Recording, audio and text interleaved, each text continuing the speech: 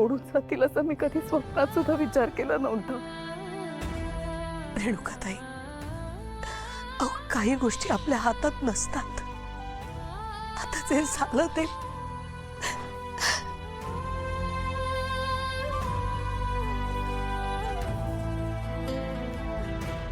लक्ष्मी देवी, मी आलात.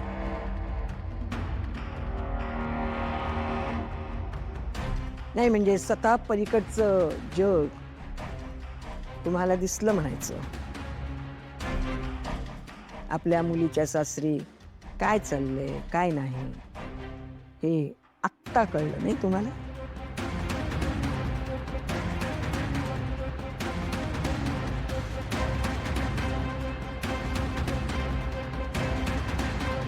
कशा तुम्ही? कशी असणार? आधी नवऱ्याचं जाणं पचवलं आणि आता मुलाचं जाणं बघावं लागलं. आधी वाटलं होतं की नियतीनं हा काय खेळ मांडलाय आमच्याशी, पण नाही लक्ष्मीबाई, जिच्यावर आम्ही विश्वास ठेवला ना तिनेच माझ्या संपतचा जीव घेतला. त्या चांडाळीला परमेश्वर कधीही माफ करणार नाही. बघा तुम्ही. हा बस बस बस बस, तुमच्या या खोट्या आणि तिखाऊ सांत्वनाची मला गरज नाहीये.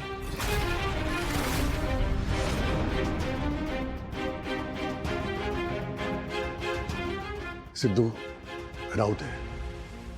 अरे झाल्या घटनेमुळे त्या खूप दुखावल्या गेल्यात. त्यांचा मुलगा गेलाय रे. त्यांचं दुःख मी समजू शकतो.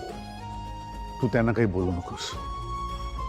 किंवा आता तुम्ही दोघांनी एकमेकांची आणि घरातल्या सगळ्यांची काळजी घ्यायची आहे. एकमेकांची काळजी घ्या. काही लागलं तर फोन कराल. हा भावना,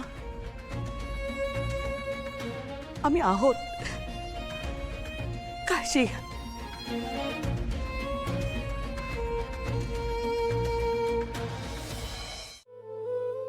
तू लॉकअप मध्ये निलंबरी वहिनीचा जीव घेण्याचा प्रयत्न केलायस. तुला कळतंय ना वहिनीला काही झालं असतं तर तू कायमचा जेलमध्ये गेला असतास. सिद्धिराज भाऊ, जरा शांत व्हा ना तुम्ही. दादांची अवस्था तरी बघा. अधिराज दादा, अहो इतकं टोकाचं पाऊल का उचललं तुम्ही? अहो हे सगळं करण्याआधी एकदा आईंचा तरी विचार करायचा होता. त्यांना काय वाटेल? माहिती आहे सिद्धू, माझं चुकलं, पण मी काय करू? निलांबी सोबत संसार करताना माझा मी कसं जगत होतो माझं मला माहिती. प्रत्येक क्षणाला व्हायचा तो फक्त माझा अपमान सिद्धू. अरे मी म्हटलं चला जाऊ द्या, गप्प बसा गप्प बसा. नाही, मी आशावादी होतो की आज ना उद्या निलंबरी बदलेल. नाही रे, तिने प्रत्येक वेळी आपल्या घरच्या सुखावर घालाच घातला. तिला ना संसार करायचाच नव्हता. तिला गाजवायची होती फक्त सत्ता. आणि त्या सत्तेच्या लोभापायी इतकी आंधळी झाली होती ना ती. पप्पाचा जीव घेतला रे तिने. मला ना विश्वास बसत नाही इतकं टोकाचं पाऊल ती उचलेल कधी. म्हणून आणि मला कसलं सुख मिळत नव्हतं, कसला आनंद मिळत नव्हता. सतत वाटत होतं की मरून जावं मरून जावं. पण नंतर मग विचार केला की म्हटलं आपण मरण्या अगोदर जिने आपल्या पप्पाचा जीव घेतला ना तिला आधी संपवायचं. नंतर आपलं काय करायचं ते कोण जाऊ दे. दादा दादा प्लीज असा विचार सुद्धा मनात आणू नकोस. हे बघ, निलंबरी वहिनींनी जी पापा केली आहेत ना त्याची शिक्षा त्यांना नक्की मिळणार आहे. पण या सगळ्याला प्लीज तू स्वतःला दोष नको ठरव. आम्हाला आमचा दादा हवाय. आमच्या बाळाला त्याचा काका हवाय. दादा प्लीज यापुढे अशा गोष्टींचा विचार सुद्धा मनात आणायचा नाही असतो. सिद्धू, चुकलो रे मी. परत नाही वागणार असं सिद्धू.